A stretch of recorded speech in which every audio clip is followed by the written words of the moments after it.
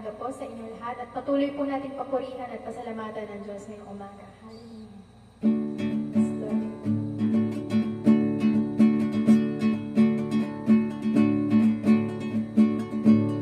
Great is the Lord God Almighty. Great is the Lord on high. The train of His robe fills the temple.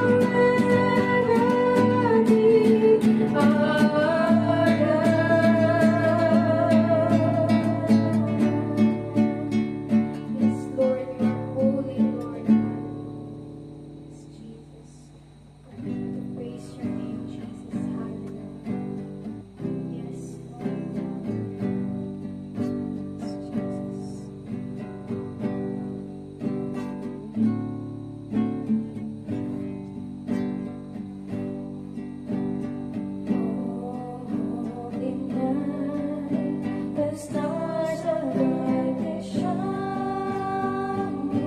Is the light of our dear Savior's birth. Long lay the world in sin and error pining, till He appeared and the soul felt its worth. A thrill of hope, the weary world rejoices, for yonder peace, and you endure this morn. Fall on your knees, oh hear the angels' voices, oh night divine, oh night when Christ was born, oh night divine,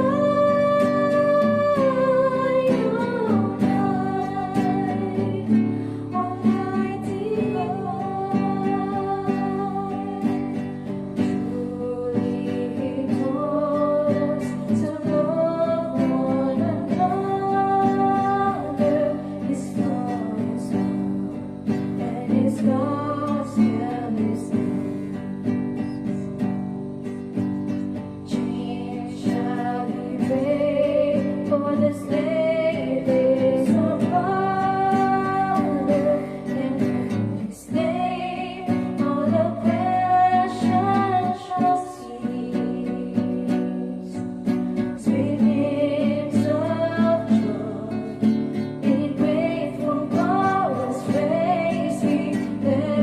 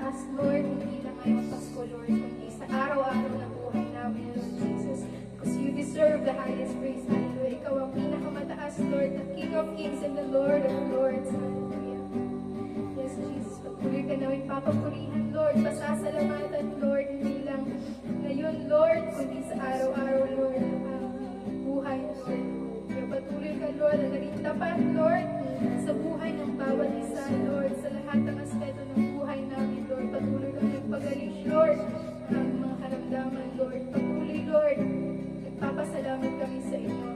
Patuloy, Lord, na ikaw ang aming itataas sa buhay namin. Patuloy, Lord, na aming isa-share, Lord, sa ibang tao, Lord. Patuloy, Lord, na ipoproclaim namin, Lord, ang inyong kabutihan, Lord, sa aming mga pamilya, Lord, sa aming mga kakilala, Lord, sa aming mga mahal sa buhay. Hallelujah. Patuloy, Lord, na ikaw ang maitaas, Lord, ngayong Pasko, Lord, ngayong linggo, at sa araw-araw, Lord, na aming pamumuhay. In Jesus' name we pray. Amen.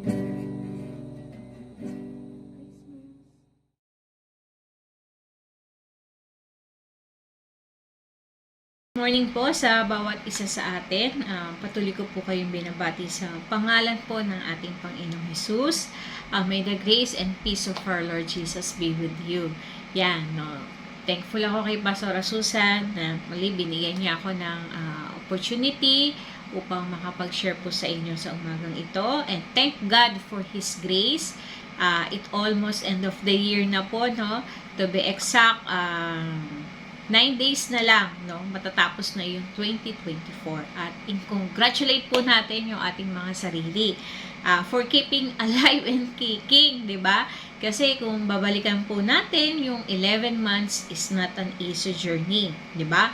Sabi nga ni Pastor Wilbert, no, sa ating 39th year anniversary, na ang dami nating bundok na inakyat, ang dami nating bali na binaba, ang dami nating plateau na nilakaran, and yet nandito pa rin tayo ang bawat isa sa atin. Amen? So, malayo pa, but malayo na yung ating narating. So, ano ibig sabihin nun? Diba? Nakikita natin that every day we have progress, diba? Nakikita natin na yung ating mga sacrifices, diba? Nagbubunga. Kaya andito tayo, we continue yung race na inilatag ni Lord sa bawat isa sa atin. Kasi nga, ang topic natin for today is the finishing generation. So, bagamat magkakaiba po tayo ng henerasyon, but God put us together, no, as His church, diba, to finish strong. Kaya, pag-aaralan po natin sa umagang ito is yung distinctive features ng the finishing generation. At tayo po ay patuloy na ihanda ang ating mga sarili, no, sa pakikinig ng salita niya sa umagang ito. So let us bow down our heads and pray.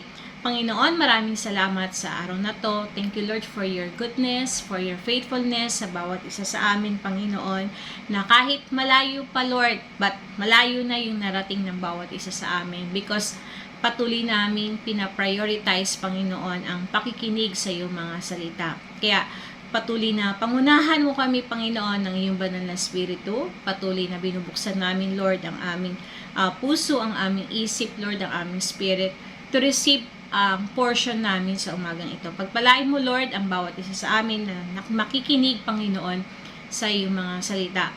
This is our prayer in Jesus' name. Amen. Yan. So, ang ating mong passage na babasahin for today is makikita po sa Genesis 18:17 to 19. So, babasahin ko po, ito po ay English Standard Version. Sabi dito, "The Lord said, Shall I hide from Abraham what I am about to do, seeing that Abraham shall surely become great and mighty nation, and all the nations of the earth shall be blessed in him. For I have chosen him that he may command his children and his household after him to keep the way of the Lord by doing righteousness and justice, so that the Lord may bring to Abraham what he has promised."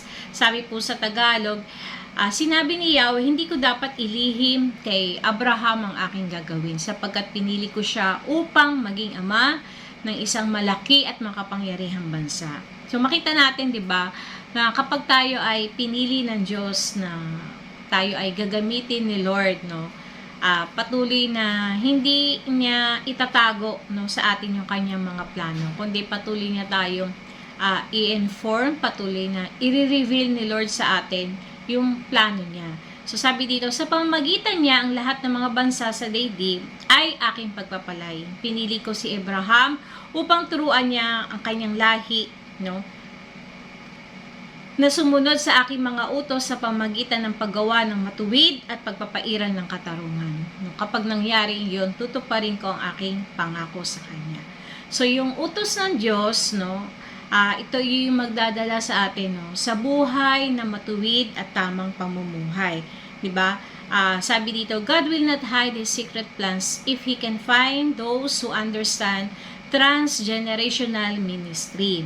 So Abraham commanded his children and his household after him to keep the way of the Lord by doing righteousness and justice. No, ano ba ibig sabihin no transgenerational? So sabi dito means something is passed on from one generation to next without direct genetic inheritance. It also refers to the bond that connects different generation. No, so kahit walang biological relationship, no, tayo gagamitin tayo ng Diyos no para sa generation natin. So hindi limitado na makakapag-minister tayo dahil hindi limitado sa ating pamilya para makapag-minister tayo. Kundi kahit wala tayong relationship no biological, hindi mo yang kamag-anak no, maari kang gamitin ni Lord no kung nakikita ni Lord no na tayo ay mapagkakatiwalaan niya no, dun sa kanyang plano.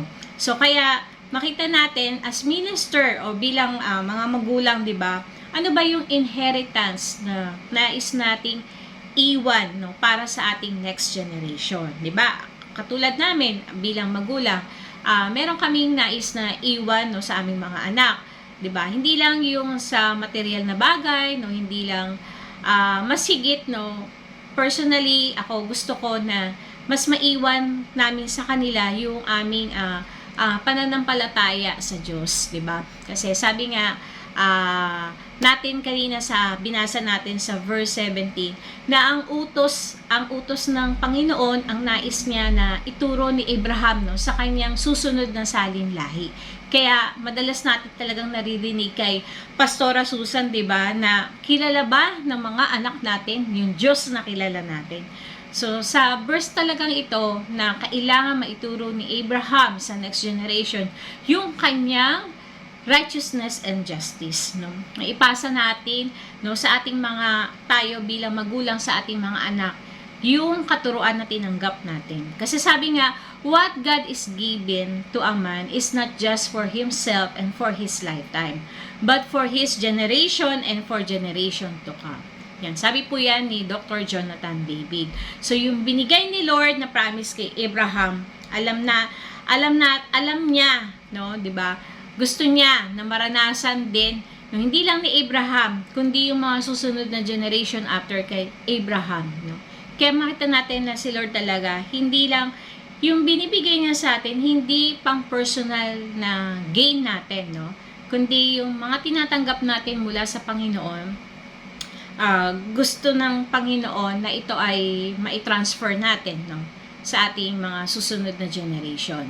Kasi sabi nga ng Timothy 4:6-8, sabi dito, magiging mabuti kang lingkod ni Kristo kung ituturo mo sa mga kapatid ang mga bagay na ito. So sa mga pagtuturo mo sa kanila, lalo ka rin sa pamagitan ng mga katotohanan, lalago ka rin sa pamagitan ng mga katotohanan ng pananampalataya natin at sa tunay na aral na sinusunod mo. Huwag mong pag-aksayahan ng panahon ng mga walang kabuluhang alamat na sabi-sabi lang ng matatanda.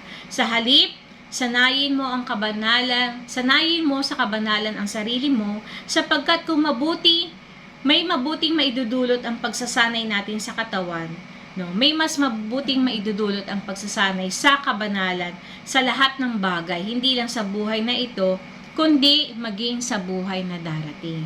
So ito yung pahayag ni Pablo kay Timothy, no. Makita natin yung older generation, si Pablo, no, meron siyang responsibility to i-transfer, no, na ituro, no, kay Timothy yung command na tinanggap niya mula sa Panginoon. Kaya sabi dun sa binasa natin, 'di ba?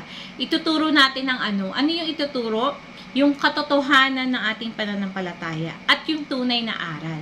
So ibig sabihin, merong hindi totoo at merong hindi tunay na aral. 'Di ba? Kaya last Sunday na banggit ni Elder Jams na merong mga churches na naghahayag na believer sila, 'di ba?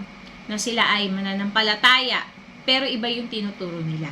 Diba, may mga Christian denomination na meron silang iba-ibang belief about sa ating Panginoong Jesus. Diba, yung mga Mormons, mga Jehovah Witness, mga Iglesia ni Cristo.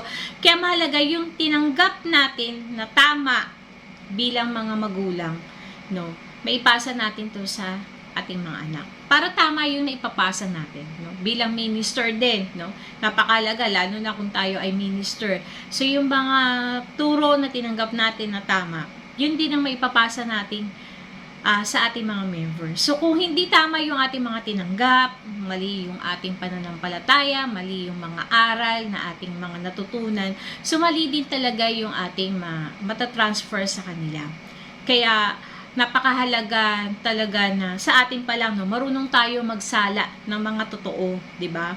Kasi kadugtong lagi yung next generation. So, hindi natin masasala ng tama, no, yung yung ating mga tinanggap na pagtuturo.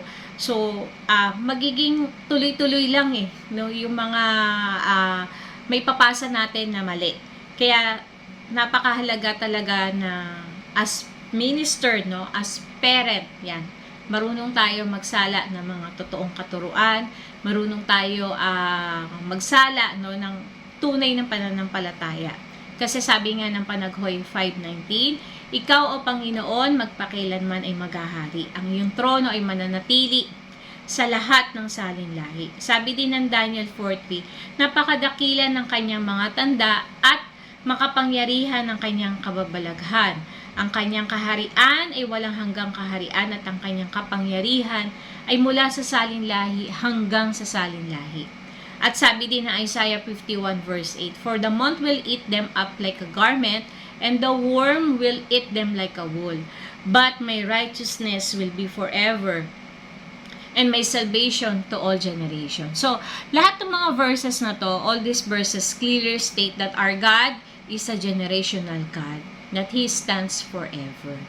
No? Kaya makita natin, di ba, He is the God of Abraham, the God of Isaac, and the God of Jacob.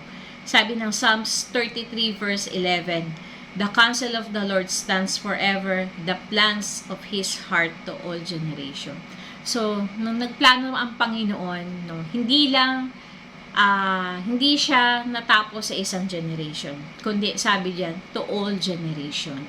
Kaya, sabi dito, His throne, His dominion, His salvation, and all His plans are for all generations.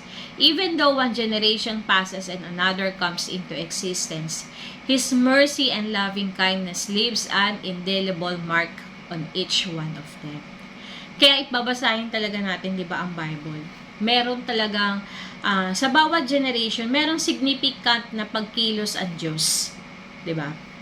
Kasi, sabi nga, God is looking for the continuity of legacy and purpose here on earth. Diba? Naghahanap si Lord ng continuity o pagpapatuloy, no, ng kanyang legacy, ng kanyang purpose. Sabi, God will reveal His secret plans to those who will make every effort to raise the next generation. Diba? Ready ka ba? Ready ba tayo to sacrifice, no, to raise up the next generation? Sabi diyan, make every effort, no, lahat gagawin natin. Aalis tayo pare-pareho dun sa ating comfort zone, 'di ba? I'm speaking to myself also, 'di ba? Hindi madali.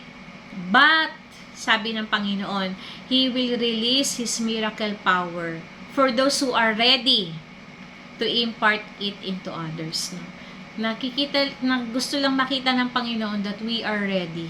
Kapag ready na tayo, no, i-release niya yung kanyang miracle power, no, yung kanyang kapangyarihan, no, dun sa mga ready para mag-impart, no, sa iba, empowering them to continue what God has begun in their needs. Kasi nga ang gusto ni Lord ay nagpapatuloy, no, yung kanyang gawain, nagpapatuloy yung kanyang plano. Kasi di ba nga, kahit na maagang umuwi si Pastor Andy sa Panginoon, di ba, nakita natin yung gawain ng Diyos, no, para sa ating church ay hindi naputol, di ba? Kaya nakaka-encourage talaga na makita din yung new breed ng ating worship team ngayon. Kaya this season, nais talaga ni Lord na i-prepare natin sila, no? I-prepare natin yung next generation. No, hindi lang dun sa kanilang mga talents and gifts, no, sa kanilang mga musical instrument, no, sa kanilang pagkanta, but mas higit na mai-prepare natin sila, no, yung kanilang paglago sa pagkilala sa Panginoon. Kaya nga yung nilalakaran talaga ng church as of today is yung transfer of legacy, 'di ba? Merong continuity, yung layunin ng Diyos sa atin para hindi talaga maputol yung kanyang nais gawin, no, para sa church. Yan. Sabi dito, there are some distinctive features of this finishing generation of breakthrough believers. So these features will help us identify them in our midst as they are planting of the Lord in whom we will be glorified. So, yung distinctive features are characteristic that make something stand out or be easily recognized. So, makikita daw natin, no, mismo sa ating mga kalagitnaan, no, sa ating church, no, itong mga katangi-tanging katangian, no, ng isang tao na talagang mararating niya o matatapos niya, no, yung takbuhin na inalatag sa kanya ng Panginoon. Kaya titignan natin to ngayon sa umagang ito. So, 5 lang po to na ating pag-aaralan. So, unang-una na distinctive features ng isang finishing generation ay they have stature to represent God. Yan.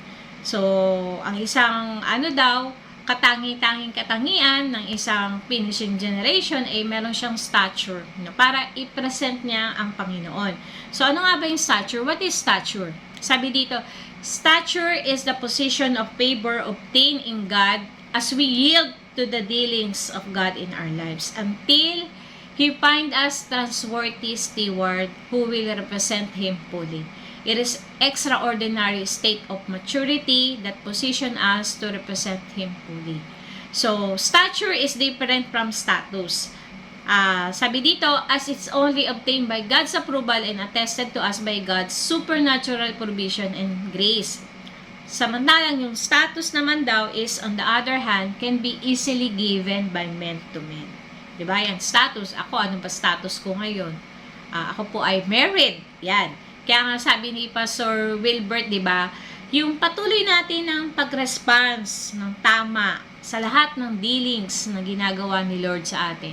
Sa lahat ng pag-aayos ni Lord sa buhay natin. Kapag nagiging tama yung ating pagtugon sa ating mga problema, no, tuwing sinusuko natin sa Diyos, no, ang lahat, no, na-obtain natin yung stature. Yan. Nagkakaroon tayo, dumadating tayo doon sa extraordinary state of maturity. Paano ba natin malalaman na ang isang tao ay mature o hindi? How do you know when someone is mature? Sabi dito, mature person will respond to a situation, while immature person react to it. So, dahil sa dalawang word na yan, no, yung respond at yung react, no, malalaman natin yung tao na nasa state na maturity na siya. So, yung mature person nga daw ay maaaring niya, halimbawa may sitwasyon, magre-react yan. Kasi tao ka magre-react ka. Pero, magre-respond yan ng tama. Diba? Halimbawa, nagalit. No? So, yung mature na tao, alam niya kung paano kontrolin yung galit niya. Alam niyang kontrolin yung kanyang emotion. No? Nakakapag-isip yan ng tama. While, kapag immature ang isang tao, kapag nag-react yan, diba? Puro bibig lang, diba? Puro emosyon, diba? Wala siyang kakayanan na kontrolin yung sarili niya. Minsan maraming sinasabi, tapos i-claim na nasabi ko lang naman yung kasi galit ako. So, wala siyang kakayanan na i-control yung emotion niya. Kapag galit, galit talaga. No? So, kailangan talaga mag-grown up tayo, no? Na alam niyo po yung yung concept ng common. Kasi correct niyo po ako kung mali ako, ba? Kasi ang concept po ng common sa pagkakaalam ko po ay yung mastery, 'di ba? Yan. Na kapag yung isang level mo ay na-master mo na, pwede ka nang pumunta sa next level, no? Regardless po ng age ng isang estudyante.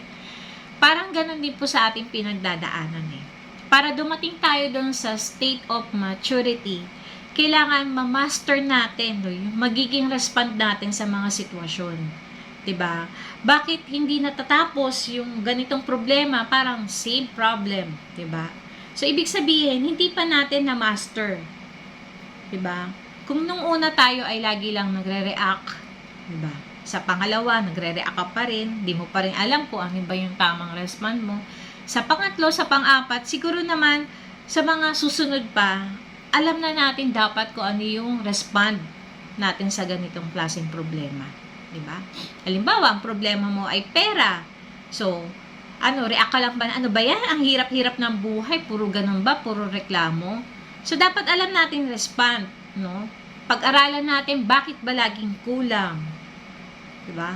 So, alamin natin ano yung mga pwedeng hakbang para yung problemang yun matugunan ng tamang solusyon. So, kaya lagi talaga tayong binibigyan ng Lord ng chance, no? Para baguhin natin yung mga respond natin. Until ma-perfect na natin yun. No? Ito po ay tinuturo ko din sa akin sarili. No? Kaya, sabi kasi ng James 1:2 hanggang 4, my brothers and sisters, you will have many kinds of troubles. Yan, no? Sabi ni James, no? Tayo daw ay magkakaroon ng iba-ibang klase ng problema.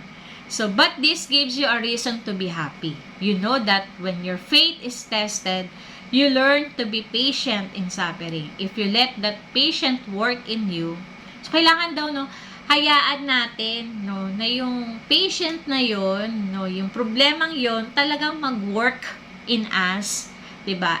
And the end result will be good. You will be mature and complete. You will be all that God wants you to be. So, trouble produce godly character. 'Di ba? Sa totoo naman talaga, wala naman sa atin o walang tao, 'di ba, na gusto na may trouble or may problema. Sino ba may gusto na may sakit ka? Sino ba may gusto na may discomfort ka? Sino ba may gusto na may lagi na lang nagkukulang, 'di ba? Sino ba may gusto na lagi ka na lang hikahos, 'di ba? But sabi diyan, ito yung process ni Lord para talaga marating natin yung state of maturity, 'di ba? Kaya we need to go through many kinds of trouble. Kaya wag na tayong magugulat, 'di ba? Kaya sabi natin kanina, mastery, kailangan ma-master na natin yung tamang respond, no, para yung pag-yield natin sa nais ni Lord, 'di ba? Maging tama na, 'di ba? Bakit kailangan ba natin ng stature para mai-present natin si Lord, 'di ba? Why stature is needed to represent God. Makita natin sa 1 Kings 17:1. Then Elijah the prophet from Tisbe in Gilead told King Ahab, as surely as the Lord God of Israel lives, the God whom I worship and serve, there won't be any dew or rain for several years until I say the word. No?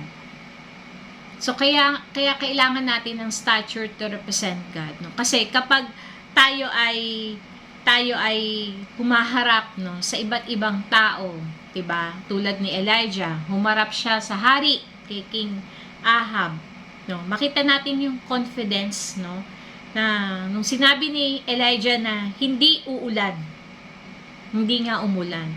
So, kaya sabi dito, Elijah found the favor of God's presence, no? Paano na nagkaroon ng favor si Elijah sa harap ng Panginoon? Sabi dito, he learned to dwell in the secret place of the Most High.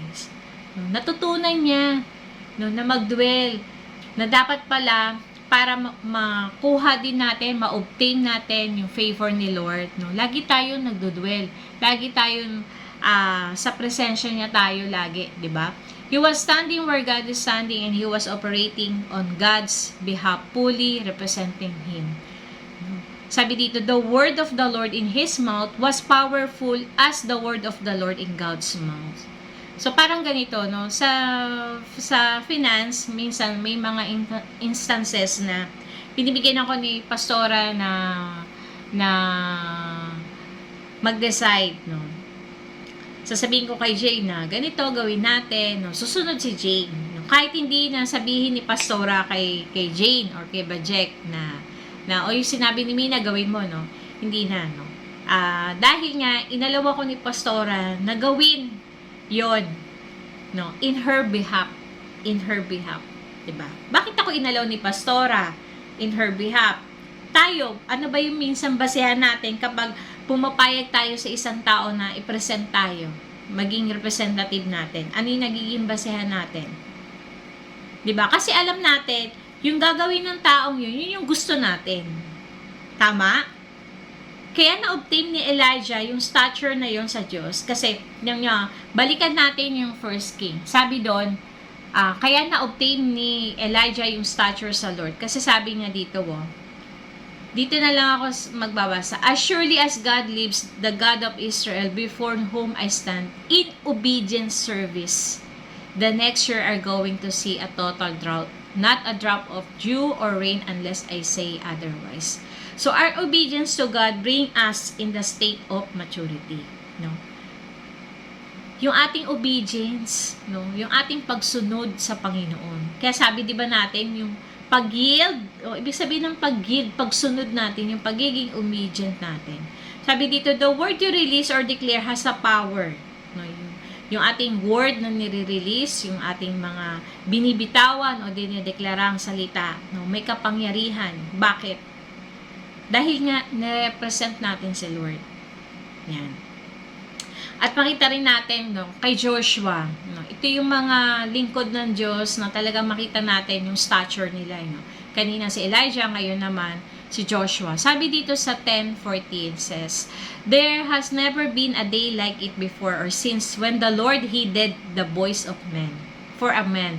For the Lord fought for Israel. Yan. Diba? Sabi diyan sa Tagalog, hindi pa nangyari ganito mula noon, na sumagot ang Panginoon sa panalangin ng tao kagaya nito. Diba?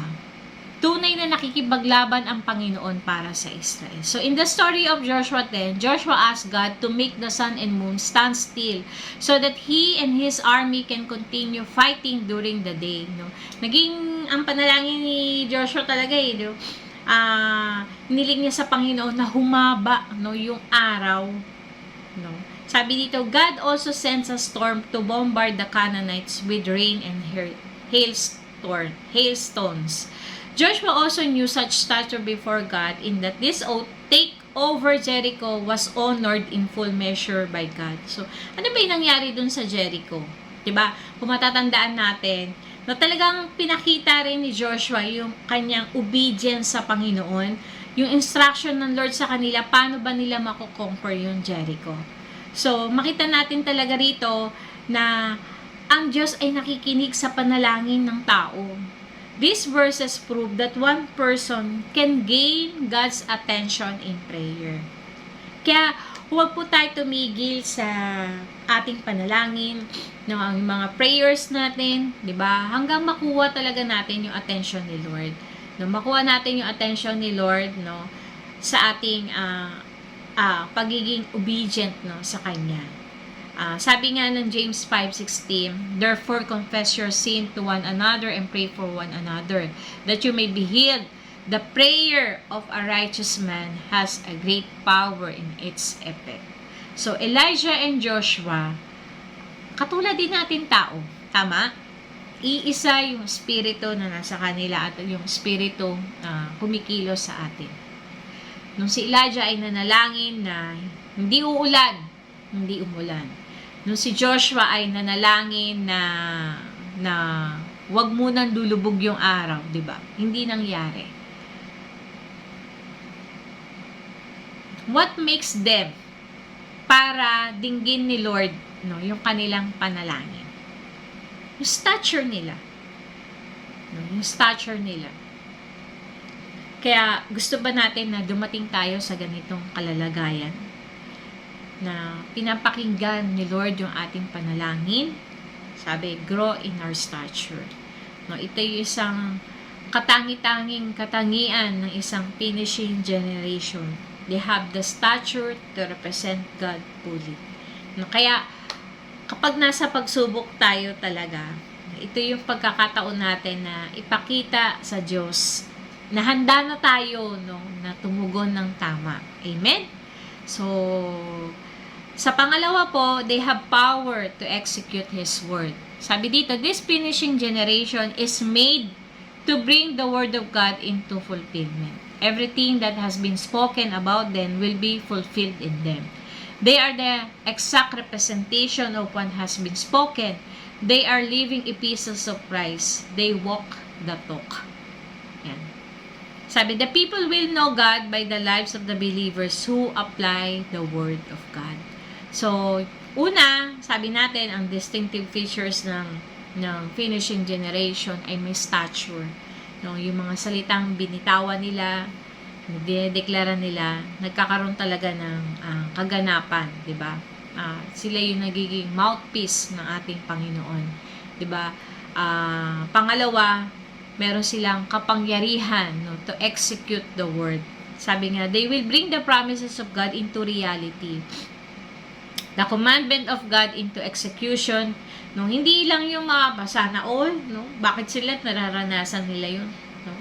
Mapapasana all ka na lang, no? Hindi, ikaw mismo, no, mararanasan mo, magiging realidad sa iyo, sa buhay mo, no, na yung mga promises na binitawan ng Panginoon sa iyo ay magiging realidad, no. Hindi lang nakikita natin sa iba, ba't sila na-experience nila, bakit ako hindi ko ma-experience.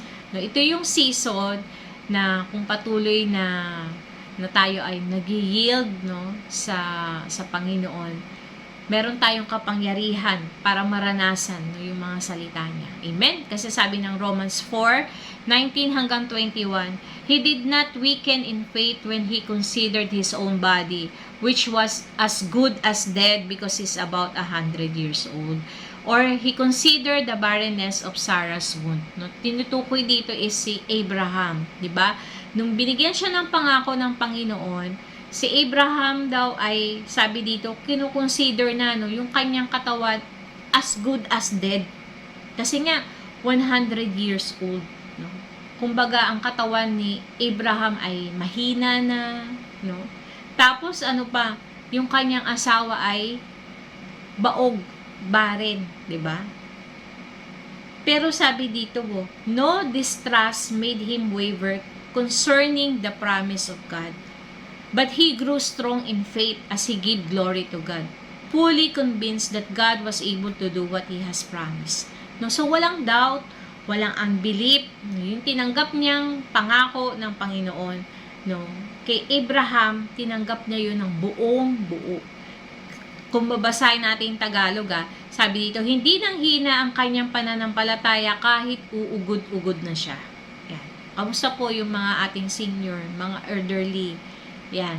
Palibasa, 100 taon na siya noon at ang kanyang asawa si Sarah ay bao. So, sa natural talaga, imposibleng magkaanak no? Parang napaka-imposible na mangyari, di ba? Sabi nga, Abraham will be the father of great nation. No? Parang imposible. Matanda ka na, bao pa yung asawa mo.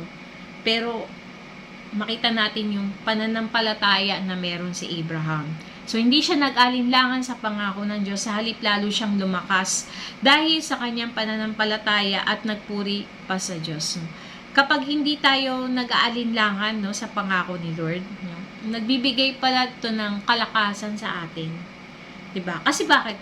Kasi ang nagpapahina rin naman sa ating physical na pangangatawan, yung stress, diba? Halimbawa, may pangako si Lord sa atin, tapos hindi pa nangyayari. So, tendency, nag-iisip, no? Minsan, gusto natin na tayo na yung gumawa ng paraan para magkaroon ng katuparan yung pangako ni Lord. 'Di ba? So, sa kakaisip mo, nanghihina yung ating physical na pangangatawan. Maaari kang magkasakit, mag-depress, magka-anxiety.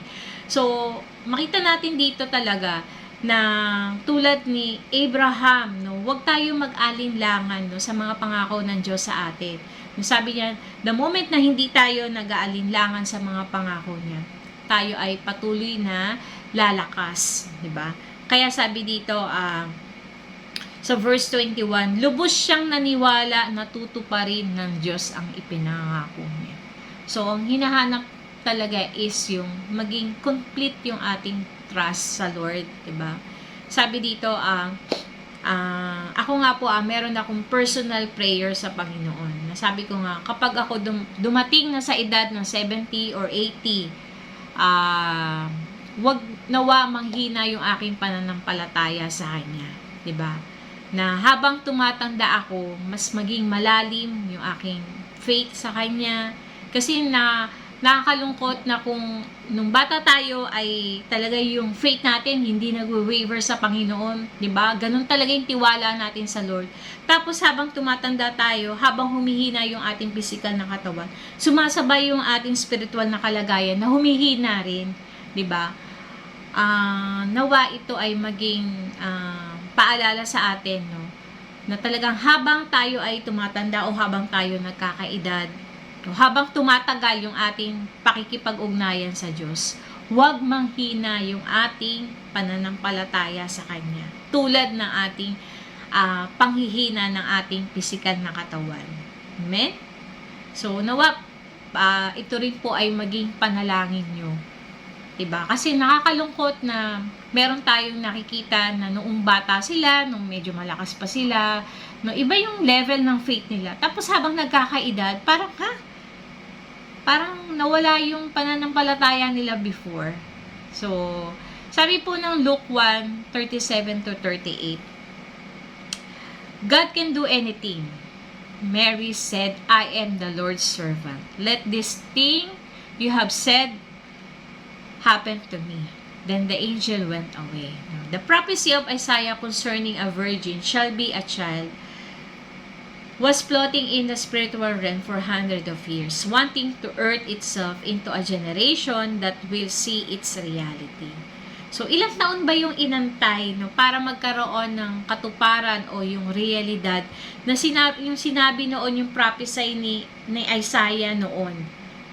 Sa Isaiah 9:6, diba? Sabi doon, this will happen, sabi dito sa verse 6, sa Isaiah 9, this will happen when the special child is born. God will give us a son who will be responsible for leading the people. His name will be Wonderful Counselor, Powerful God, Father who lives forever, Prince of Peace. Diba? Yung pangako ng Lord o yung prophecy na to ng Panginoon, no? Ilang bang years bago nagkaroon ng katuparan? Sabi nga, the angel Gabriel was sent with a specific word to Mary. He requested that he was spoken to her must be done to her. No? Ganun ba tayo? Ganun ba yung ating panalangin sa Panginoon? Na kung ano yung sinabi ng Lord, so be it. Mangyari nawa sa atin. Sabi dito, she knew that the word of God spoken to her cannot be fulfilled in a natural way. So, alam ni Mary, di ba, na yung binigay na salita sa kanya ng anghel na si Gabriel, ay hindi mangyayari yon in natural way. Kasi nga, ikakasal pa lang siya, tapos magbubuntis siya. Di ba? Kaya sabi dito, she needed God to do whatever it takes to make it reality in her life. Ganon din yung ating maging pangunawa. Isipin natin na we need God, di ba? Kailangan natin ng Diyos. Sa lahat ng pangako na binitawan ni Lord sa atin, kailangan pa rin natin si Lord. Di ba? She was ready for God to work upon her until this word become fulfilled. Sabi, the God who speak to us is also the God who will perform. Yan. Lagi natin tandaan na si Lord ang nagbitaw sa atin ng pangako. Si Lord din yung magperform nun. Huwag nating pangunahan ng Panginoon na yung pangako ni Lord para matupad, tayo yung gagawa. Tayo yung kikilos. No? Tulad ni Mary, alam niya, kailangan niya ang Panginoon. No? Ganon din yung ating maging gawin. No? Isipin natin lagi na si Lord yung kailangan natin. Yan. Sabi, this finishing generation is able to grow strong in faith without wavering with respect to their faith, being fully assured that God who has promised is well able to perform. Amen? So, lagi natandaan, si Lord ang nangako, si Lord ang magpe-perform. Yan. Tulad ng ating laging pinagpe-pray ngayon, di ba, para sa ating church, na magkaroon na tayong physical body. Si Lord yung nangako na magkakaroon tayo ng sariling church. No? Si Lord yung magpe-perform. Yan. Lagi lang nating isama sa panalangin, di ba? Sabi dito ng Marcos 4:29, sabi sa magandang balitang Biblia, idunutong pa niya, unawain ninyo mabuti ang inyong naririnig. Ang panukat na ginagamit niyo sa iba ay siya rin gagamiting panukat sa inyo at higit pa roon. Sabi dito, yung finishing generation, no, para talaga ma-execute nila yung word. Sabi, they are careful in what they listen to, as it will form the nature of their lives. Ito yung sa mga distinctive features, no? Inuunawa mabuti yung pinakikinggan, 'di ba? Parang yung mga Berean church, 'di ba? After nila makinig kay Pablo, pag-uwi nila, pag-aaralan nila muli kung tama ba yung sinasabi ni Pablo. Ganun din, no? Tayo. Unawain natin yung ating mga pinapakinggan. Bakit? Kasi ito yung magpoporme. 'Di ba? Ito yung may store sa iyo. Sabi, they are careful in how they listen at it will determine how deep it will go into your hearts. No? Careful din sila how they listen. Tayo ba, paano ba tayo makinig? Pag pumasok sa tenga, lalabas na sa kabila? O pinag-aaralan natin ng paulit-ulit? Ako po, nung nabanggit natin ni Pastor Wilson na, di ba, na maganda hanggang 7 beses pa nga yung sinabi niya, no? Paulit-ulit natin pakinggan 7 times. Kasi meron pa rin tayong makukuha dun sa mensahe yun. Yan. Lalo na tayo, di ba? Weekly lang naman tayo nagkikita-kita. Yan. So, kapag po ba pinost ni Dilin yung ating mga recordings dun sa ating FB page, pinakikinggan ba natin to ulit? O tapos napakinggan ko na ng linggo, okay na yun, hindi ko na pakikinggan. No? Total naman, meron tayo pang 6 days ulit. No? Wala naman tayong ginagawa, nasa bahay lang tayo. Pwede natin ulit-ulitin yung mga pinopost doon. No? Para talaga mas ma-absorb natin yon. Sabi ng Lucas 8:18, kaya't pagbutihin ninyo ang inyong pakikinig sapagkat ang mayroon ay bibigyan pa, ngunit ang wala ay aalisan, pati ang inaakala niya sa kanya. Yan. So, yun. Pagbutihin daw natin yung ating pakikinig. No?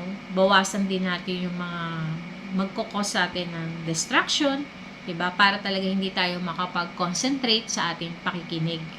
Yan. Sabi pa dito, they are also careful who they listen, as it will determine the direction in their lives. No? Kailangan daw, careful din tayo, kanino naman tayo nakikinig. Kasi sabi ng Genesis 3:11, no? Nagtanong muli ang Diyos, sino may sabi? Sino may sabi sa iyo na hubad ka? Bakit kumain ka ba ng bungang pinagbabawal ko? So, makita natin dyan sa picture, sabi dyan, your ear is your womb.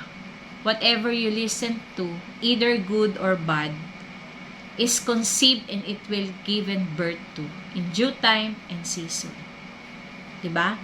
Tignan nyo yung shape ng ear tsaka yung shape ng womb. Magkapareho. So, kaya kung ano yung laging naririnig natin, no? Nagko-conceive yan. Darating na lang isang araw, makikita mo, ganun ka na. Kasi doon sa pinakikinggan mo. Kaya nga sabi, choose what we listen to at what to ignore. Piliin natin ano ba yung pakikinggan natin, ano yung i-ignore natin. Diba?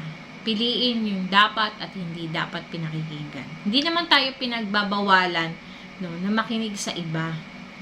But, yun, magre-reinforce lang dun sa mga natututunan natin. Para hindi na tayo malito, huwag na tayo ma-deceive, 'di ba? Lalo na ngayon, sabi nga yung spirit of deception, no? Kaya napakalagay yung pinipili natin, yung ano yung pinakikinggan natin, paano tayo makinig, at sino yung ating pinakikinggan. Yan. Sabi dito, the whole that tells us can determine our course into the future. Yan. Kaya diba makita natin, nung pinakinggan ni Eva yung ahas, diba, ano naging bunga? Kasalanan. Kaya tandaan din natin lagi, no? Walang truth sa lahat ng sinasabi ng kaaway sa atin. Walang truth doon. Kasi nga, bakit? He's the father of all lies. Walang mabuti sa kanya. Kaya, wag din tayo basta-basta naniniwala, di ba? Sa mga nakakarating sa ating balita. Sino may sabi? Napakahalaga nun. Sino may sabi? Credible ba?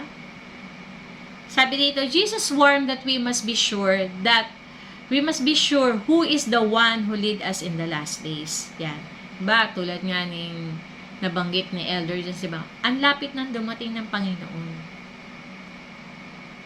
This will determine where would finally arrive.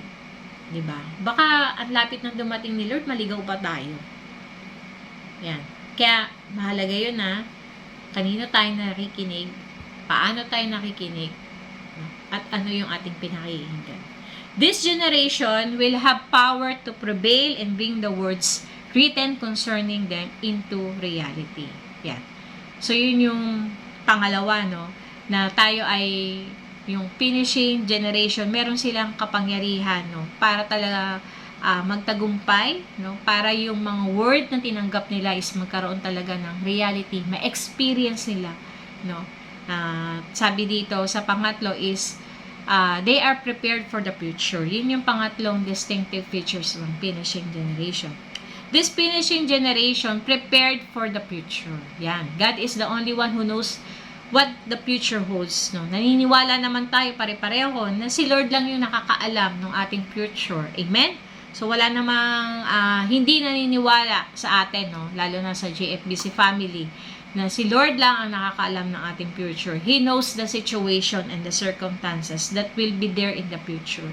No, hindi lang alam ni Lord yung presenteng kalalagayan mo. Alam din ni Lord kung ano yung mga mangyayari in the future. Diba?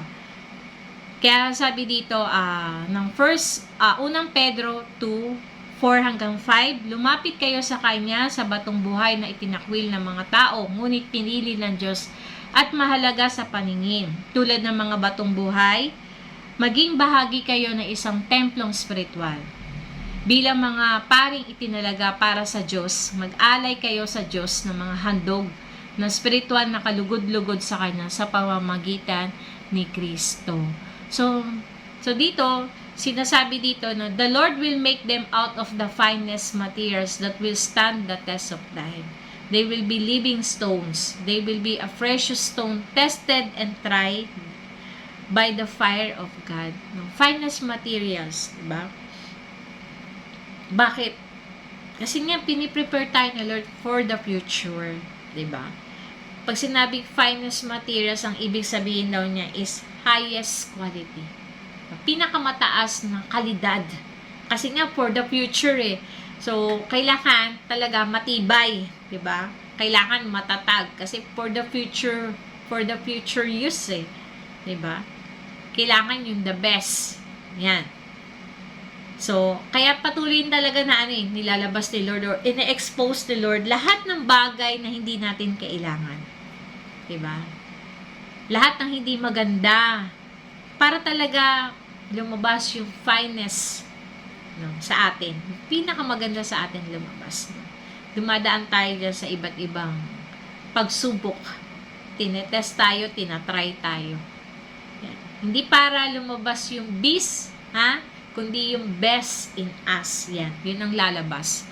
Kaya wag po tayo talaga nagugulat kapag yung mga nararanasan din nating problema ngayon hindi basta-basta. Diba? Na habang tumatagal ay pahirap ng pahirap. Diba katulad naman ng mga test or exam ng mga estudyante? Meron ba mga exam ng mga teacher nyo? Ang unang exam is difficult agad o hard questions agad. No? O essay na agad. No? Umpisa pa lang, test number 1 pa lang, essay na kagad ang tanong. Diba mostly naman binubuo ang mga exam or mga test easy then hard questions. Sa totoong buhay, ganun din. No, nung bata pa tayo sa pananampalataya, yan, madali lang yung mga problema natin. Pero habang lumalalim tayo sa Panginoon, di ba? Palalim din ng palalim yung mga problema ang dinadaanan natin. So, God is taking His time to prepare them well. As they would be the best. Yan. Kaya nga lahat ng bagay na pinagbubuhusan ng mahabang panahon, di ba? Nagiging iba yung value. Diba? Alam na alam natin yan, lalo na sa mga wine. Kapag yan talaga na-imbak, no? Pinrepaire ng mahabang panahon, no? Mas nagiging mahal yung alak. Kaya nga, diba, sabi ni Pastor Wilbert nung ating anniversary, diba? Talagang may pruning. No? Hindi madali, hindi, diba? Masakit pag pinuprune. Pag mga inaalis yung mga part natin na akala natin okay, 'di ba? Masakit. May discomfort. Pero kailangan kasi nga God is preparing us for the future, 'di ba? So, pang-apat po is they are free from the past. Yan. Sabi ng awit 102:19 hanggang 20 na siya'y tumungo mula sa kanyang banal na kaitaasan at tumingin ang Panginoon sa lupa mula sa kalangitan upang ang daing ng mga bilanggo ay pakinggan, upang palayain ang mga itinakdang mamatay. Yan. Tulad tayo, tinakda tayo mamatay, di ba? Dahil sinasabi nga ng salita ng Panginoon, di ba? For the wages of sin is death. Kasama tayo doon, nakatakda na tayo mamatay. Yan. Pero dumating ang ating Panginoong Jesus upang tayo ay palayain. Kaya nakikita ng Diyos yung kalagayan talaga natin. Nakikita niya yung kalagayan ng tao, di ba? At hindi lang niya nakikita yung kalagayan ng tao. Kasi sabi pa diyan, no, yung daing, no? Pati yung daing natin naririnig ng Diyos. Kaya kung tayo talaga ay lumalapit sa Diyos, iwasan natin yung pagrereklamo sa Diyos. Naranasan niyo na ba yung umiiyak kayo asking God for help? Yung Lord, tulungan mo ako, Panginoon. Diba? Yung pag-iyak, asking for help sa Lord. Sabi dito, there will be a supernatural grace on this generation to know God's power to be freed in all their needs. The Son of God will set them free from every hold of Satan, sickness, and sins. God will hear their groaning and the power of their prayer. Yan. Naririnig ni Lord talaga yung pag-iyak natin. Diba? Yung ating pag-iyak sa Panginoon. Hindi yung pag-iyak na, Lord, ano na naman to? Ba't ganito? No, hindi ganong klaseng pag-iyak na nagre-reklamo ka na nandun ka na naman sa sitwasyon na yun. Kundi umiiyak tayo, na humingi tayo ng tulong sa Diyos na parang mga bata na umiiyak sa kanilang magulang, di ba?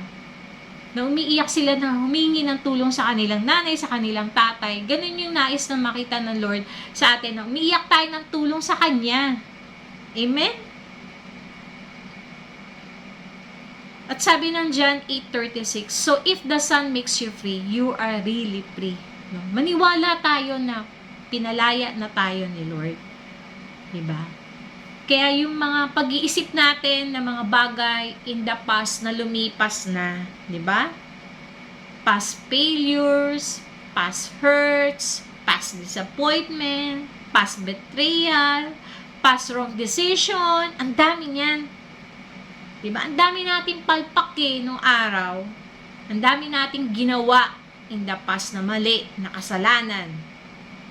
Diba?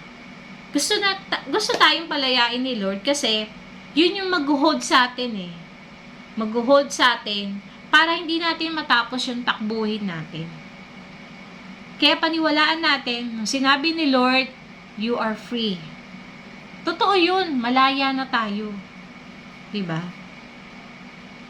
May pagkakataong binabalik tayo doon sa mga instances na maaalala natin yung in the past, 'di ba? Diyan na naman, may isip mo na naman, manghihina ka na naman, 'di ba? Para minsan binabalik tayo ng Lord to test us. Makita ni Lord, totoo na bang malaya to si Mina? Totoo na ba to na malaya to? No? Pero kung hanggat meron pa rin tayong nararamdaman na inis, na galit, na high blood pa rin tayo, no? Hindi pa tayo malaya. Diba? So, ibig sabihin, baka hindi natin naisuko talaga sa Panginoon lahat. Kasi sabi ni Lord, kung tayo ay pinalaya ng Panginoon, malaya na tayo. Baka tayo mismo yung nag-hold back sa sarili natin. Amen? So, paniwalaan natin. I am free from the past. I am free from the past. Declare mo yan. I am free from the past. You are free from the past. Dahil sabi ng Colossians 2:14-15, may pananagutan dapat tayo sa Diyos dahil hindi natin natupad ang kautusan. Ano ba yung pananagutan natin dapat sa Diyos na hindi natin natupad sa kautusan? Sabi dito, pero inalis ito ng Diyos sa pamamagitan ng pagkapako ni Kristo sa krus. Kaya hindi na tayo parurusahan. So, di ba napakaganda? Dahil sa ginawa ng ating Panginoong Hesus sa krus, di ba? Na dapat tayo yung mapako doon, inalis niya na yun. Hindi niya na tayo pinarusahan. Kasi nga inako na ng ating Panginoong Hesus. Dahil sabi, doon din sa krus, nilupig ng Diyos ang espiritong namumuno at may kapangyarihan. Kaya malayang-malaya na tayo dahil nilupig na ng ating Panginoong Hesus ang ating kasalanan, nilupig na ng ating Panginoong Hesus yung ating kahinaan, nilupig na ng Panginoong Hesus yung mga bagay na maghihinder sa atin or magpapahinto sa atin para hindi natin matapos yung race ng buhay. Amen? Kaya sabi diyan, doon din sa krus nilupig ng Diyos ang espiritong namumuno at may kapangyarihan at ipinakita sa lahat ng mga ito ay bihag na niya. Kaya sabi dito, God is showing this generation the process of how to enter into this realm of the Spirit. No? Pinakita na ni Lord yung proseso para tayo ay makapasok, tayo ay makalapit, no? Para tayo ay makakonect talaga sa Kanya. Sabi ng Romans 8:10, your body will always be dead because of sin, but in Christ, if Christ is in you, if Christ, nasa atin na ba si Kristo, then the Spirit gives you life because Christ made you right with God. So, ito yung process, yung ating personal relationship sa Panginoon. Kailangan si Jesus, no, ang namumuno na, ang naghahari na sa buhay natin. So, when we receive Christ as Lord and Savior, the Spirit of Christ dwells in us. Kaya nga, nasa atin na ang banal na Espiritu kasi tinanggap natin ang Panginoong Hesus bilang ating Diyos, bilang Hari at ating tagapagligtas. So, nasa atin na ang banal na Espiritu. So, when we realize our spirit is renewed every day because it is alive and righteous towards God, however, our body struggle to keep pace with development in our spirit. No? So, yung ating spirito ligtas na. But yung ating physical na body, no? Ito pa yung ating pagtatrabahuhan. Kasi sabi ng Romans 8:11, God raised Jesus from dead, and if God's Spirit lives in you, He will also give life to your bodies that die. No? Pero napakaganda ng sinabi ng Panginoon. No? Kung namumuhay na o nasa atin na, nagdudwell na ang banal na Espiritu, no? Yung physical body natin, di ba? No? Binibigyan niya na rin ng buhay. Sabi, yes, God is the one who raised Christ from death and He will raise you to life through His Spirit living in you. So, kailangan lang na talaga na tayo ay yung banal na spiritu ay talagang mamuhay, no, sa atin. But if we allow the Holy Spirit to dwell within us in full measure, no. So hindi pwedeng Holy Spirit ako muna, o sige ikaw na Holy Spirit. No, hindi, kailangan in full measure. He will give life to our mortal body and quicken it with life. Though our physical body can rejuvenate itself into strength and vitality. 'Di ba? Mapapansin nyo din na kahit na napakadami nating pinagdadaanan sa buhay, meron pa rin tayong lakas, 'di ba? Tingnan niyo po sa mga nanay na lang, kahit na may problema kami, o halimbawa ako, example, may problema ako, no? Nakakapaglaba pa rin ako, nakakapagluto pa rin ako. Kailangan eh. 'Di ba? Magagawa mo pa rin yung mga dapat mong gawin. Makakapagtrabaho ka pa rin, 'di ba? Kahit may problema ka. Kasi nga kasama mo si Lord. Si Lord yung magbibigay din ng lakas, no, sa ating physical body. Yan. Sa panglima, dito po ako magtatapos. Ito na po yung panghuli. They are a people movement for kingdom advancement. Yan. Sabi po ng Psalms 102 verse 22, when nations gather together and kingdoms come to serve the Lord. No, the preceding word is clear that when this finishing generation gathers together and become accurate connected, their synergy will accelerate the advancement of the kingdom of God here on earth. No, napaka-importante talaga na corporate, 'di ba? Corporate, no? Sama-sama tayo, no, para sa pag-abot, no, yung ating mga sphere of influence. Yan. Kailangan sama-sama tayo, 'di ba? Nagkakaisa tayo. Yan.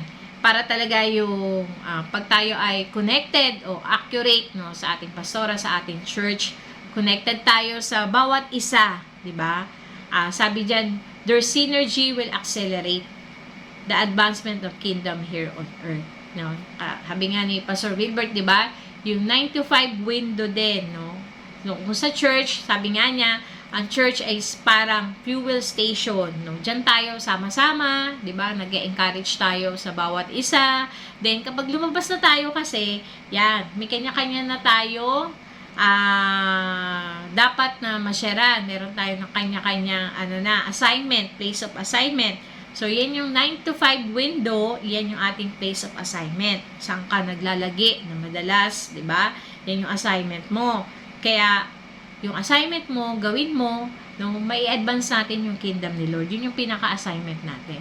Kaya the Holy Spirit is currently connecting together the lives of these men who have the same DNA. No? Kaya ngayon nilalakaran natin, di ba, yung discipleship. Yan. Na patuloy na ibinababa ng ating mga leaders sa atin. Tapos tayo, bababa din natin sa magiging disciples natin.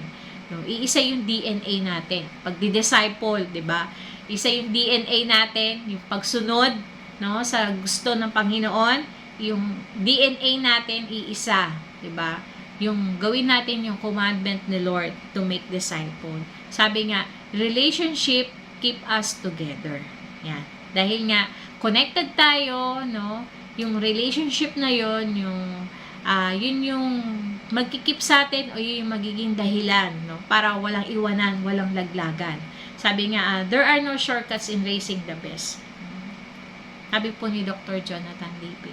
Walang shortcut para patuloy na ma-raise up, no, yung generation na talagang the best. No? Sabi ng Psalms 133, see how good and how pleasant it is for the brother to live together in unity. It is like the precious oil on the head that ran down on the bird, even Aaron's bird, that came down on the edge of his robes. Like a dew on Hermon that comes down on the hill of Zion, further Yahweh gives the blessing, even life forevermore. So when the accurate connection is established, the synergy will multiply strength for the whole body to move forward in the kingdom advancement. No? Kailangan talaga yung accurate connection, di ba? Natin sa isa't isa. Yan. Kasi kapag hindi tayo nagkakaisa o kung wala tayong unity, mahirap gawin ang isang bagay na pinapagawa ni Lord sa church, 'di ba? Kasi kung may kanya-kanya tayong agenda, 'di ba? May kanya-kanya tayong desisyon, mahirap mag-move forward, no? Kapag may disunity. Kaya get ready to march in step with God is doing on the earth. So get ready, kailangan maghihanda tayo sa ano ba yung gagawin ng Diyos, no, para dito, no, sa ating kasalukuyang panahon. This is the mature generation that will bring God's word into full reality. God is raising these breakthrough believers to become world changer and city takers. Yan. Makita natin talaga ito yung mga distinctive features ng finishing generation, di ba? So, balikan lang po natin, meron silang stature to represent God. Meron silang have power to execute His word, no? na talagang mouthpiece tayo. Ano yung dineclare natin, nangyayari. Kasi in behalf yun with God. They are prepared for the future. Kaya makikita din natin yung mga pinagdadaanan natin. Kasi nga, piniprepare tayo ni Lord for the future. Yan. Kung paano din na piniprepare natin yung ating mga anak for the future, di ba? Parang lahat tinuturo natin, o sinasabi natin, no? Ganon din si Lord. No? Tinuturo ni Lord yung mga dapat natin gawin para prepare tayo for the future. They are free from the past. Yan. Gusto ni Lord na maging malaya na tayo. No? Dahil nga, maaaring maghinder sa atin yun eh. Kaya wag tayong mag-dwell in the past. Yan. They are the people movement for kingdom advancement. Yan. So, conclusion, if we want to be part of this finishing generation, let's continue to yield to His Word, to His will, and to His purpose. This is the only way we can finish strong. Amen? So, maraming salamat po muli sa bawat isa. Nawa patuloy na i-meditate pa natin, no, itong mga features ng finishing generation. Yan. Na lahat tayo talaga ay matapos yung race na inilagay ni Lord sa ating harapan. Iba-iba man yung ating level, 'di ba? Pero lahat nawa tayo ay makatapos ng strong. Amen. So, patuloy din natin ihanda ang ating tithes and offering, and let us pray to God. Panginoon, maraming salamat sa oras na to. Salamat, Lord, na inihayag mo sa amin ng iyong mga salita, yung mga katangi-tanging katangian, Panginoon, ng isang finishing generation, Lord God. Continue, Panginoon, na dalangin namin na mapabilang kami, Panginoon, sa generation na to na makakatapos, Panginoon, ng race na inilatag mo sa bawat isa sa amin. Hindi lang yung mga personal na aming pang-personal, kundi, Lord, as a church, gusto namin, Lord, matapos yung mandate na ibinigay mo kay Pastora Susan at makasama kami, Lord, ni Pastora Susan na matapos ito, O God. Kaya maraming salamat, Lord, sa pagtatransfer ng legacy to the next generation at patuloy kami aasa, Panginoon, na sa lifetime namin, Panginoon, makita namin na yung word na pinangako mo po para sa amin is maging realidad, Panginoon. At patuloy namin dalangin, Lord, na ikaw ang manguna sa bawat isa sa amin. Help us, Panginoon. Thank you for your Holy Spirit that will continue to pour us, Panginoon. Empower us, Lord, na magawa namin yung kalooban mo po, Panginoon. Maraming salamat sa bawat isa, sa bawat aming pinagdadaanan. Turuan mo kami, Panginoon, na mag-yield ng tama, mag-response ng tama, Panginoon.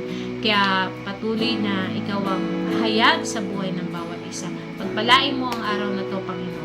At we bring back, Lord, all the glory and honor to your name, Jesus. Muli, maraming salamat sa bawat isa. At patuloy ko din po kayong binabati ng Merry Christmas. Alam ko po na 3 days na lang ay Pasko na. Patuloy na ang ating Panginoong Jesus ang maging sentro, no, ng season na to. Amen? So, God bless us all.